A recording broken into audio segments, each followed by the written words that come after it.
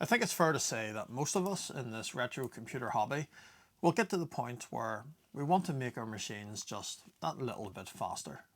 That usually involves an accelerator, and in terms of the Commodore Amiga range of machines, well, we have looked at quite a few of those over the years here on CRG. Keith from Yawning Angel Retro, he reached out recently because he's built himself a new A500 and he wants to put an accelerator in it. It must have some additional RAM because he does a lot of AMOS work, and equally must have a hard drive somewhere to save his work. So we talked over various options, the Terrible Fires, even the Pi Storm, but he doesn't really need the additional CPU power. So what we've landed on is this one. This is the Spitfire 500, created by Jay Bylander over on GitHub. This gives us a 14 MHz, 68,000, 8 megabytes of 02 fast RAM, and an IDE port. But these accelerators aren't available to buy anywhere, certainly not completed. Rather, you have to download the Gerbers and do it yourself. So 5 of us got together over on the CRG Discord. I have 5 PCBs here, a box of components. So let's start putting them together. The 5 boards, they came from JLC, and to save money we just went for the solder finish. No edge connectors on these. No real need to pay for the gold finish. The components, well, they came from a variety of places. The passives all came from Mouser. Pins that we need, along with several of the ICs, they came from AliExpress, just to try and save a bit of money. And the CPLDs, that's where we're going to start. They came from Screamo. Need to say a massive thank you to him.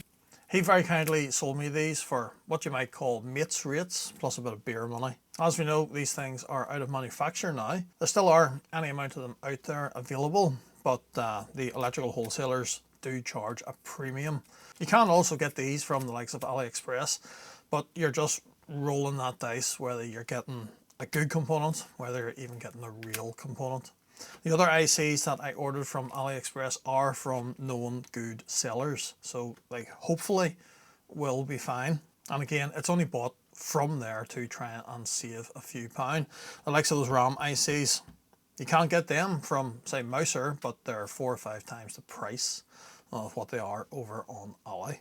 Enough waffling, let's try and get one of these CPLDs down.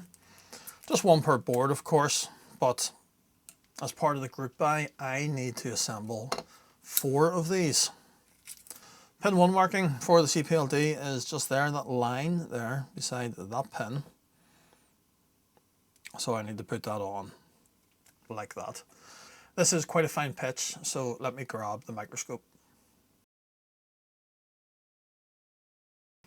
Okay, reasonably happy with how that corner is lined up. We have a new tube of ChipQuick SMD491. That's the flux that I prefer to work with. So we'll stick a little bit of it in that corner and just try and get 1 or 2 of those pins tacked down.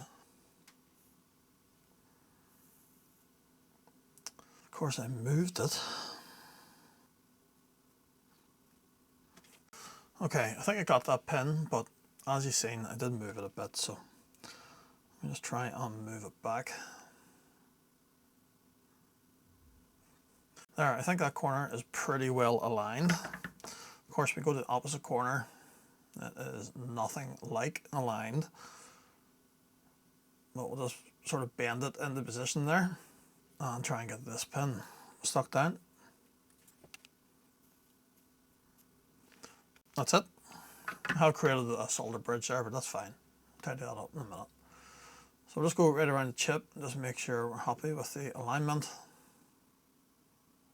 Yeah, it's not too bad. But what I think we'll do is just reflow this side. There we are. Because obviously when I stuck it down originally and then twisted it a little bit, that was putting a bit of tension under that pin in this corner. But by reflowing that again, that has sprung out of it. And now it's hopefully sitting perfectly. Yeah, I think that looks good.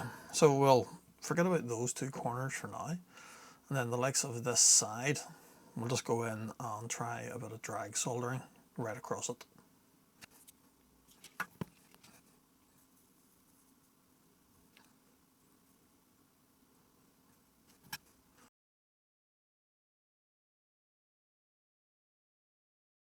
Now, as you know, I just use my Raspberry Pi for programming these CPLDs. The JED file for it can be found on the GitHub in the releases section just here. It is that file that you want, beta2.zip. Extract that. That will give you the JED file main top.jed. I've already transferred it over to the Pi. Now the method I use for programming this is as described by live2 on this page. Although that is a bit outdated now. If you do want to try programming a CPLD from a Raspberry Pi, I would advise using this guide by Linux Jedi. I'll leave a link to all of this down in the video's description. But this should all be ready to go. My command prompt there is connected to the Pi, so we'll just wedge that into place, hold it with a bit of tension, and hopefully when I press return, that'll get programmed. No. Well, seems I'm an idiot. This chip, in fact all these chips, these actually look like these have been refinished. Because while cleaning it, I noticed that a lot of black is coming off. The surface is coming off the top of the chip. Now that doesn't necessarily mean they're fake. They're just potentially refinished parts. That's very common, especially if these CPLDs came from China. But on this one, this has been refinished so much, it's been ground down and it's been covered in so much paint that the actual pin 1 marking on this has been covered. I thought that circle was the pin 1 marking. It's not. Pin 1 is actually on that side. And if we take another one of the CPLDs out of this, you can see it there. That is the pin 1 marking, not the larger circle. So I've got that on backwards. And in fact, if we just take a quick look on the GitHub, there's an image there of the board, partly populated, but with the CPLD on it. And you can see that the chip is on the other way around. Whoops. All good practice, I suppose. What we do now, need to get this one off, so it's going to have to be hot air. And hopefully I've not damaged this chip. Now, I don't think I will have, because we were only feeding 3.3 volts into it.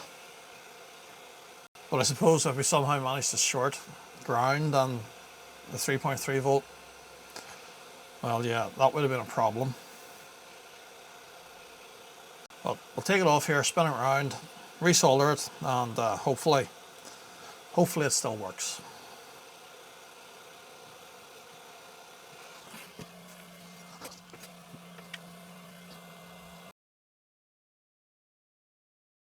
So let's try this again.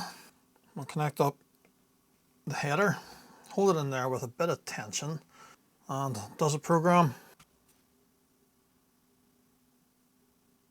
Yes. So thankfully no damage caused to that CPLD. I suppose what we'll do next is the next hard bit, as I would call it. We'll do the RAM chips. There's 2 on the top side and 2 on the bottom side. After that, it's all fairly large stuff to do. Surface mount, a lot of passives, voltage regulator, and a ROM chip. Before we fit that though, we do need to program it. One thing at a time though, I'm going to get the 4 RAM chips on. So looking at the position where it has to go, again, that line there beside that pin, that represents pin 1. And then on the package itself, that dot in that corner, that smaller dot, that is the pin 1 indicator. It's not that larger dot. This IC has to go on like that. And look at that, it's got a couple of bent pins. So we'll go in with a bit of flux in this corner, just where the pins look straight. Hopefully it's just this one that has a couple of bent pins on it. I'm very surprised it got bent. I mean, because they're all in this.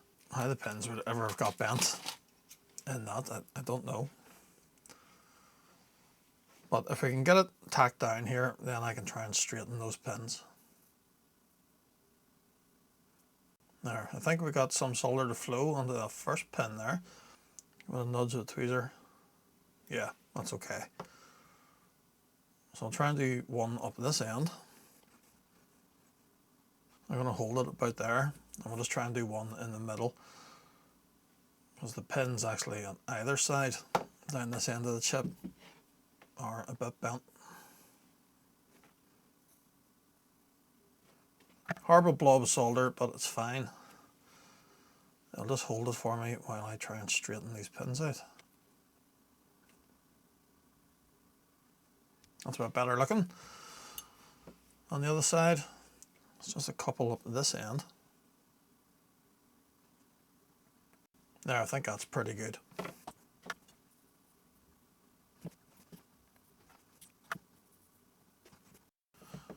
Okay, that's one RAM IC done. Although some of that soldering on that side doesn't look too good, does it? Let me put another bit of flux on that side.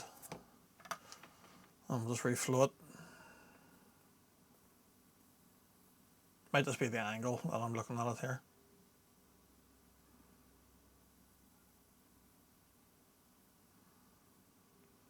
Yeah, I think that looks a bit better. That's one done. I'll do the other three on this card. And then I suppose we'll take a look at the ROM. Since I need to assemble 4 of these, I decided just to bring it with me. So with 4 boards now, with the CPLDs fitted and the RAM on each. The 5th board, the guy that's going to, he wants to assemble it himself, but I have went ahead and fitted the CPLD for him and programmed it. The rest of it though, he's going to be assembling, so I don't need to worry about that. But next thing I want to do is program the ROMs. So you can see I've got the TL866 out here and the PLCC to DIP adapter in it. We'll stick those in there. And you can see within XG Pro, I have the ROM chip already selected. So all we need to do is load the ROM image. That's it there. You can get it from the GitHub. Just the same place that we got the JED file from. And all we need to do is hit program. So that one flashed successfully. May as well just do these other 4 while we're at it. And we've got a problem. In the last chip too, we have an error trying to write to that ROM chip. Let's just try something here. So if I try and erase the chip manually, well, that seemed to work. But what about if we now try to read it out? It should just be full of all F's. You know, it should be blank. And no, it's not. Check it out. There is data. And quite a bit of that chip actually. Well, there's the F's now. And the rest of it is blank, but it's that first bit of the chip up to address 10000. That first section of it, which I think is what, the first 16K, would that be? That obviously must have something wrong with it. Probably be one of the address lines or something on this has went bad. I suppose that is just the gamble you take when buying stuff from AliExpress. Luckily, I found a spare. Granted, I did have to pull it out of another device, but I'm not using that at the minute, so we can sacrifice it to this project. I will though have to get myself one. So I've just loaded the ROM image again, and let's try and write it to that chip. Yeah, that has worked fine. So we've got 5 good ROM chips now. I'm just going to solder these direct to these boards. That's how it shows you doing it on the guide in the GitHub. And to be honest, I don't think you'd have enough space there just between those pin rows, which is where the processor obviously sits. I don't think you'd have enough space there to fit a socket, even if you wanted to. Does make me worry, of course, you know, what else might potentially be bad here. Those RAM chips, for example, they came from AliExpress, although supposedly from a known good seller. Actually, the seller recommended on the GitHub within the bill of materials. So hopefully those and everything else that we've bought, hopefully it's all okay. But we'll know soon enough. I just need to stop waffling and get this thing built. And anyone who's been watching this channel for any length of time will know that I'm not a great fan of this type of soldering. I'm just not very good at it. Getting a good connection on these PLCC chips is something I always struggle with. But let's see how we get on here.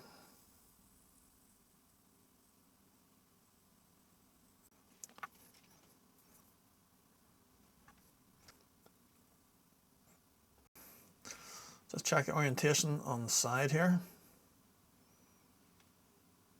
And now it's off a bit. So we'll remelt that. I think it wants to be about there. Yeah, that's not too bad now. Should we just go for it?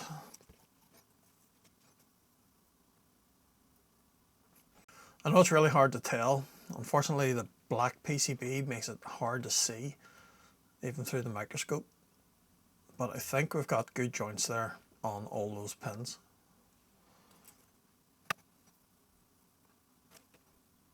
Yeah, pretty happy with that. So we'll do these other three. And I suppose then it's just really a lot of passives, isn't it? Voltage regulator to do, another IC to go there, small IC to go there as well. Maybe take a look at those two next. That's the ROM chips fitted, and I've been right round it with a microscope. Fairly happy that it's all okay. Those other two ICs that we need to fit then, or well I suppose there's three more ICs. That one's just a voltage regulator, giving the 3.3 volt to the CPLD. U4 is a clock multiplier. That's giving us our 14 megahertz clock that we can feed into the processor. U11 is a Schmitt trigger controlled through switch 1. That's just selecting whether we're using the 14 megahertz or the 7 megahertz clock. These clock multipliers were actually quite hard to get. Didn't get these on Ali, and the likes of Mouser didn't have them. So these actually came from eBay. Definitely new genuine parts, okay, but I'm not sure if it's something that's maybe out of manufacture, which along with the likes of the CPLDs, it's only going to cause problems in the long run for people wanting to build add-ons such as this. Like everything else, pin 1 is denoted by that extended line there, just down to that pin. And on the chip itself, pin 1 is the side with that sort of solid bar on it. So it goes on like that.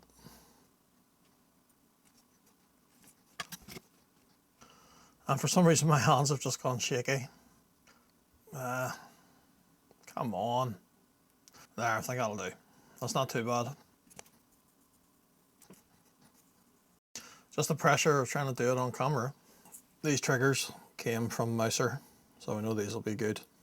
And you might be thinking, you know, we maybe should have fitted this first before fitting those RAM chips, but I would just be worried that the heat involved with fitting the RAM chip itself might put these other small components loose. Maybe not so much this, but certainly the likes of those passives there. There's a good chance that you'd knock them with the iron. That's why I always prefer to do the likes of the RAM and the CPLDs and all that, get that all out of the way first of all.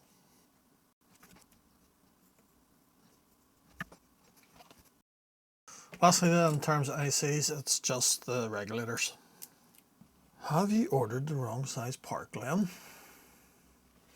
Yep. I've ordered the wrong part. There's a problem. Well, I've been through my stash and I don't have any. So I've ordered them, but it's going to be a couple of days. I did really want to try and get one of these built tonight and tested, at least one. So I think what we'll do is just chance it. It's got the same pin out, smaller footprint though, but it still should be fine for driving this accelerator. It sort of fits on the pods, but I think we could stretch the solder a bit, and it would at least let me try one of these, because it is going to take a couple of days for the correct parts to arrive. That middle pin there is the output, which is also present on that pod, which we can't connect, but I mean it should be alright. One of those is the input then and one of them is ground. I haven't tested it. So we can get a good big blob of solder on this. There, I think that'll be fine.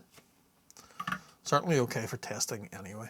Next job then is just going to be putting all the passives on and then all the through-hole stuff. But I think you've watched me do enough soldering for today in this video. So I'll just crack on here. We'll throw together a bit of a montage.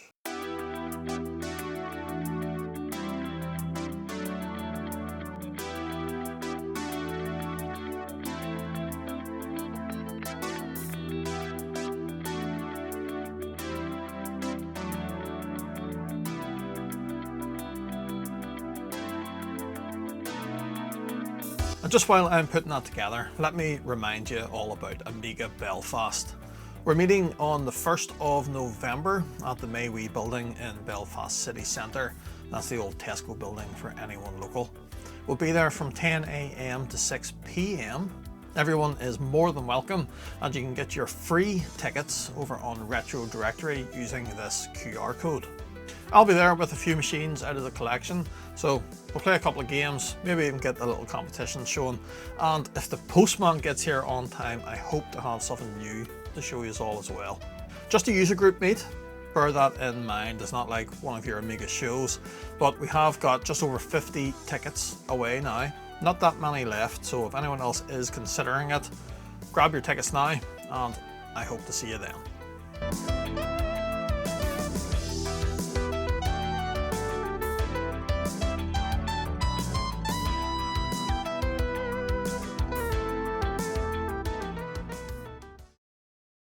Went together okay, although the only comment I might have is those pins, probably could have done a better job fitting those. Soldered them all on the top side first of all, and then went along the bottom side of them.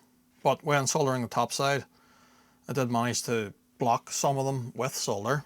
Doesn't really matter because they're not used on the top side, it just looks a bit untidy. But I want to know if it works, so we've pulled the 500 plus out.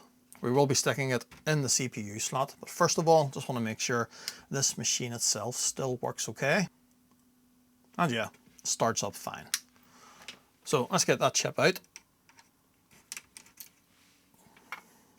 and get this in. Now you can see there's various jumpers on this. Had to fit one here, that's just for the auto config stuff. Jumper JP2, that is setting whether we're using 4 or 8 megabytes of RAM on this.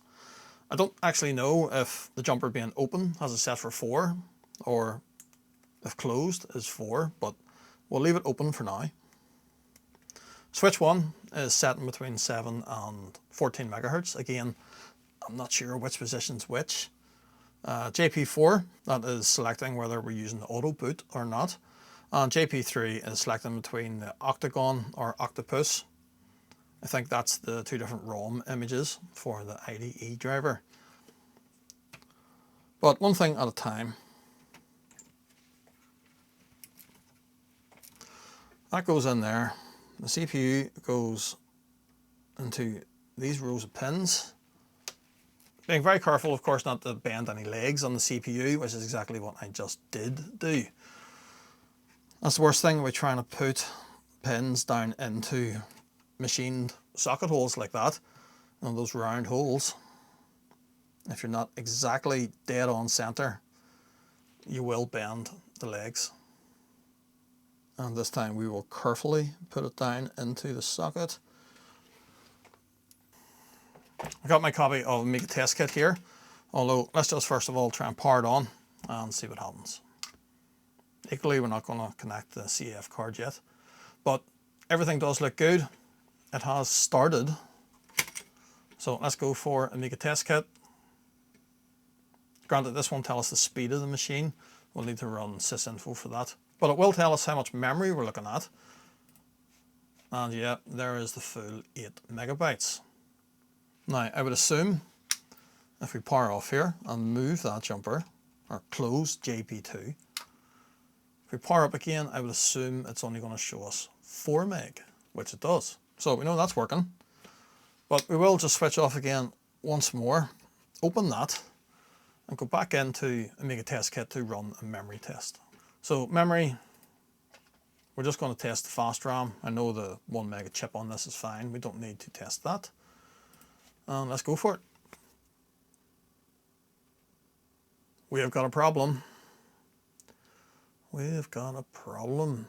So it has failed when checking the random fill at that address 600,000-67FFFF, and it has failed on data bytes 4, 5 and 7. Now I think that would be in the upper 2 chips. You know, we've got 4 chips on here with 2 meg each, but I think that will be in around 6 megabytes or so. So I've closed that jumper just to limit us to 4 meg. Let's run the memory test again.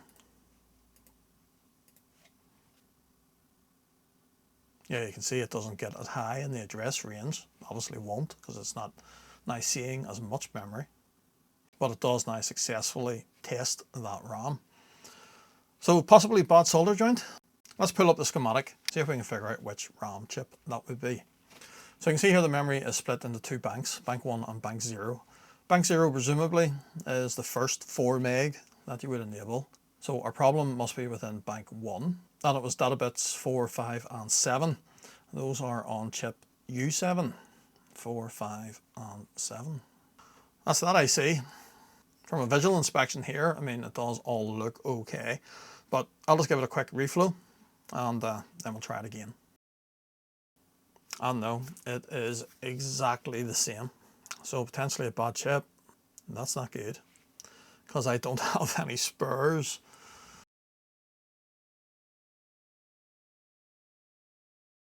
Do you remember this thing? The little accelerator for the Amiga 600? This is the one that I could never quite get right. This is the one that the RAM wouldn't be detected if we connected a CF card. Never really made sense to me. But that RAM chip, that is the same as the ones on our Spitfire. So I might just take a minute to pull that chip off there and swap it with U7 on our board. I don't think the fault with this card was necessarily in that RAM chip. I think it was rather a signal noise issue in the design of this board, hence these extra capacitors hanging off it, although they didn't really make any difference at the time. So I think that's what we'll do. Get that off there, stick it on to the Spitfire.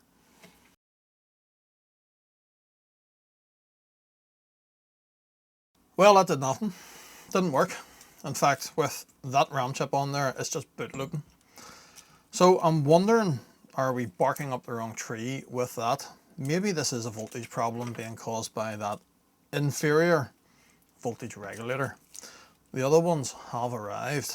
I've actually went ahead and fitted 3 to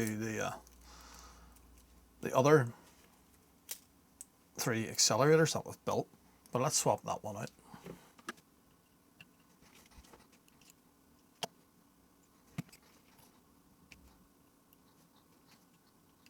Not that said regulator has anything to do with the RAM, that's only providing power to the CPLD.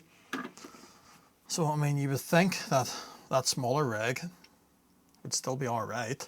I mean, those things are rated at 3.3 volts at 1 amp. There's no way the single CPLD on its own is pulling anywhere near that, but we'll try it. Seems to be stuck at this white screen. Yeah, it's definitely not happy about something. Well, you couldn't make this up, but it seems trying to save a few quid on the finish on these PCBs has maybe came back to bite us. Because through swapping out that RAM chip, I have somehow managed to damage 2 traces. Didn't lift any pads. Pads are all still there, but there's a split in the trace there and there. So that kind of sucks. All we can do is try and run a patch wire.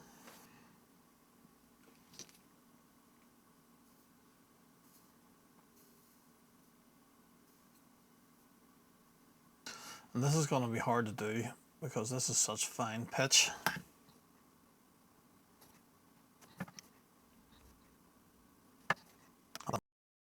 Okay, please work. Because if I need to take that off again, that is going to be a nightmare. It's having a very long think about it. Okay.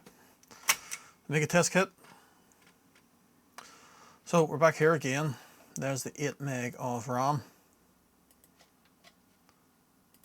Let's test it. Let's cross our fingers. Come on.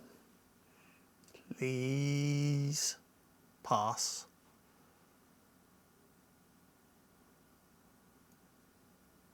Okay, it's checking. It was at the address beginning with 6 where it failed. Come on. Ooh.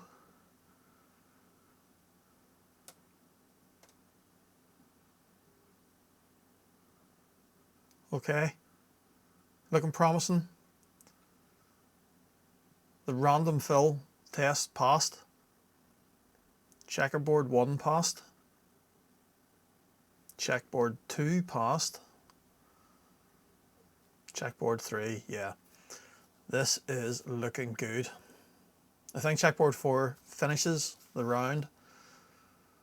It has made it round once. It's passed. I'm going to let it go here for a while. I'm going to do 10 rounds just to be sure. And there we are, 10 laps. I think we can call the memory good. Now, is it running at 7 or 14 megahertz? Let's test that with sysinfo. We can run a speed test. So it is 1.34 times the speed of a standard A600, which would be the same as a standard A500, but it is just running at the 7 megahertz. The extra wee bit of speed we're seeing there is because of the fast RAM. Now we should be able to change this on the fly. So we'll move switch 1 to the other position. System is still running. Let's try our speed test again. And yeah, it is now 2.71 times the speed of a standard A600, and it's confirming we're running at 14 megahertz. So that all seems to be good.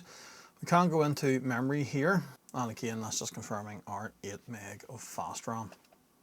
So this little board seems to be working fine. Next thing I want to do then is test a CF card. This just has a basic installation of Workbench on it, and it's just going to go on there. Pin 1 is down this end, and it'll sit like that. LED comes on, but we're just faced with a black screen.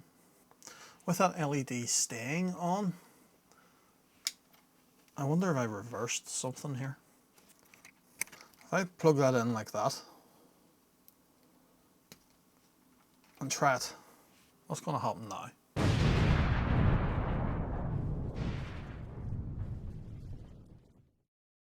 That's what's going to happen. Can anyone spot the problem? There's a hole in the top of that IC from the CF card. It sort of exploded. Lots of smoke. Why did it do that? I fitted a male 44 pin header here so that I could fit a ribbon cable and our CF card adapter. But I went with it that way because it sort of gave me the option to also try and install a real hard drive. I wanted to test this with a real IDE drive. But if we take a look at the bill of materials, well, that quite clearly says female header. And indeed, if we look at the pictures on this of the board already made, that is a female header. Because I fitted a male header here, that has mirrored the pinout of it. Pin 1 row is that left hand row, whereas with me fitting the male header, that's assuming through this cable to this thing that pin 1 would have been on the right hand row. So I need to try and find female headers, but I cannot find them anywhere. Mouser don't seem to have them. In fact, none of the electrical wholesalers seem to have them. So I'm not really sure what to do there. I mean, it must be available somewhere. There's one in that picture on the GitHub. But I'll need to do a bit of thinking about that. In the meantime though, I'm wondering if we took that off and put it on the bottom side of the board. I wonder would that correct the problem? Well, it's certainly better now. If we power it on, you get a flash out of the LED. That would make me think it's trying to initialize the CF card, and the Amiga itself does start, but it won't boot. This card has Workbench 3.1 on it, so I have went ahead and put a 3.1 ROM in here, but there's no action, and the Amiga doesn't seem to see any of the partitions on the CF card. In fact, I don't even think it can actually see the CF card at all.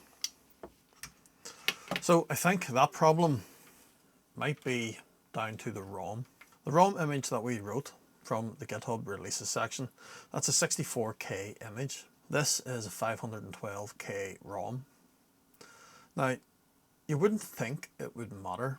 Unlike, say, a chip like this, which is a 1 meg ROM chip, and the Amiga's kickstart itself is only 512K. On this, we need to write that kickstart image to that chip twice. That's because address line A17 would be floating, potentially moving between the two banks on the chip. So we write the image to it twice, so that if it does float between the two banks, it doesn't make any difference. It's still reading the same information.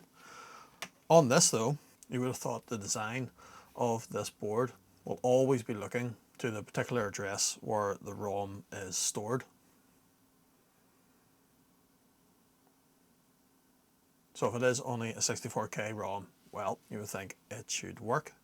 The reason I bring that up though, is because if we look on the GitHub, there is also another ROM mentioned. And that's just here in the how to build section. The ROM image to burn to the ROM chip can be downloaded from here. And that takes you over to GitLab, to Matthias Heinrich's project for the CD TV RAM and IDE board. That's what our Spitfire is based on. And you can see that this ROM file is 512K. If we go back to the Spitfire GitHub, and if we go to that releases section, well, there's the ROM file that we wrote. That's only 64K. So I think what we'll do is reprogram this ROM chip, but we'll do so using the file from the CD TV project created by Matthias. Of course, the pain there is that that chip was soldered onto the board. So we need to desolder it. Resoldering it is going to be all of the fun because these pins are now in the way. In XG Pro here, I've loaded the 512K ROM image. And if you go down through this, you can see that it repeats. So it almost looks as if it is, say, the same 64K image, but repeated throughout the ROM, the fillet. I dare say if you took the other 64K image out of the releases folder, and if you doubled it up, or well, I suppose you would need to put 8 copies of it within the ROM. I suppose if you did that, it might actually work. So this might be the problem, you know. But hopefully that's it sorted now. So just a matter of getting that back on there. This came off with hot air. I'm going to try and put it back on with hot air. I've never actually done this, fitting an IC with hot air. I'm not sure if it will work. I think it might be on there. So I'll give it a second to cool down, then we'll try it again in the Amiga. Well, unfortunately, that did nothing. It is now a few days later. I got my hair cut and we now have the proper female pin headers. I fitted them to the 4 boards that we've been working on here, and none of them will read from this thing. So chatting to some of the guys over on Gadget UK's Discord, and in particular Liv2 over there.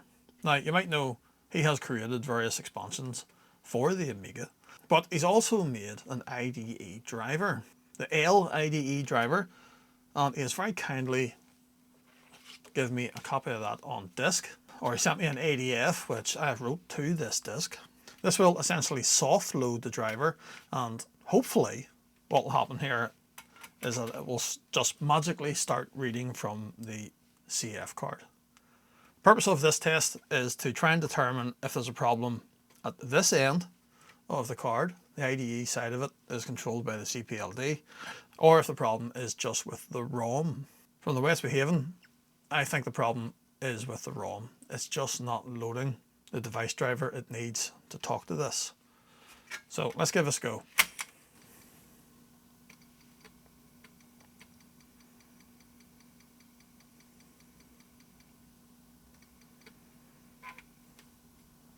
Right, that's it loaded.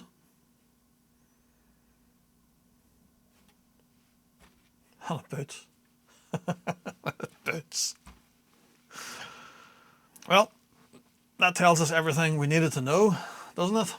Problem must be with these ROM ICs, or it must be with the code that I have put on them. But I've used the 64K image from the GitHub, tried using the 512K image from the GitHub, and it just does not work. Using Live2's driver though, seems to work fine. So what I think we could do is let's pull the ROM chip off again. We can take Live2's driver. It's a 32K file, but if we multiply it up by 16, it'll give us a 512K file. We can just write that to the ROM chip. Granted then, in that case, there will just be the one device driver on this. So jumper JP3, which is meant to select between the two different drivers, that essentially becomes redundant. Wouldn't really matter which way that was set, but I think we should try that. Well, it might look a mess. Board is absolutely caked in flux, but we got the ROM chip off again. I've wrote Live2's driver to it. Just use hot air again to remove it and reattach it. So let's see if it works. Conscious that I don't want to be doing this too many times. Every time we're using the hot air, we're stressing the components, we're stressing that board. But fingers crossed.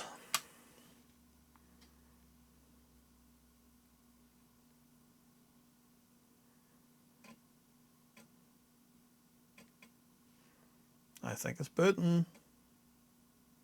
Oh yes. I can't believe that fixed it. What's the difference here other than using the other device driver? This should have worked with those drivers or those ROM images on the GitHub. I mean, chatting to Gadget UK, Sparks, and a couple of other guys over on that Discord who have built these, they just used the ROM image off the GitHub and it worked fine. Why did it not work for me? Is there some oddity in these ROM ICs that I purchased?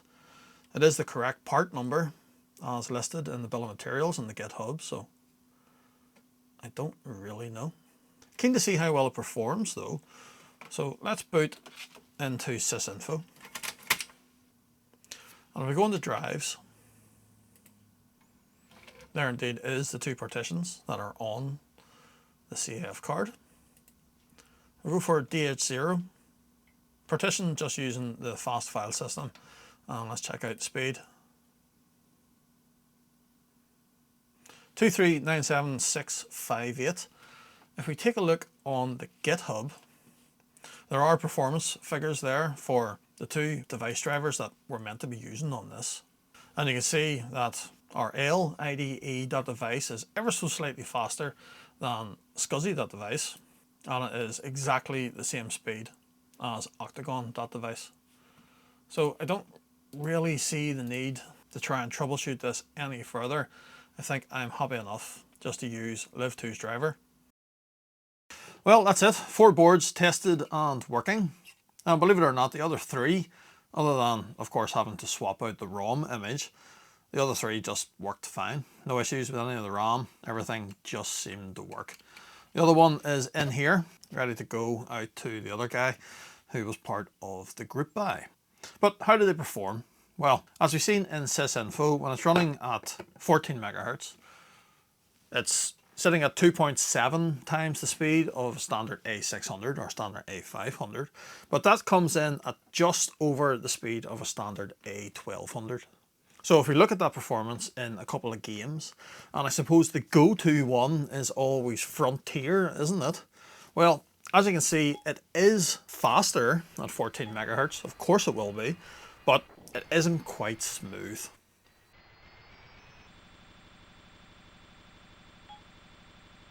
Definitely more playable, but it still reduces to a slideshow at times. If though we take the game Formula 1 Grand Prix and compare that between 7 and 14 megahertz, well, you can see in this case it makes all the difference. Running at 14 megahertz, the game becomes so much more playable. And this little card is showing off its abilities there. But of course, that's not really why you'd build one of these. This thing is more about the additional RAM and the IDE port. That's what Keith wanted it for. Yawning Angel, remember we talked about him at the start of the video? That's what he wanted it for. So hopefully this works well for him in that lovely red Amiga 500 that he put together. So yeah, despite a couple of hiccups that we faced, I am really pleased with how this came together. And the boards themselves cleaned up really well. In fact, out of all the projects I've built, these boards I think have tidied up the best. And I suppose that's because for the first time I used my ultrasonic cleaner. And I've got an extra little video on using that thing available on Patreon and available to YouTube members. And I suppose while these are working with Live2's IDE driver, still haven't figured out why it wouldn't work with the other drivers. If anyone maybe has any ideas on that, please let me know. So that's going to be it for this video.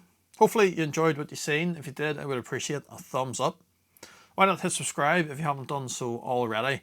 Still plenty more yet to come here on CRG, and I'll see you next time.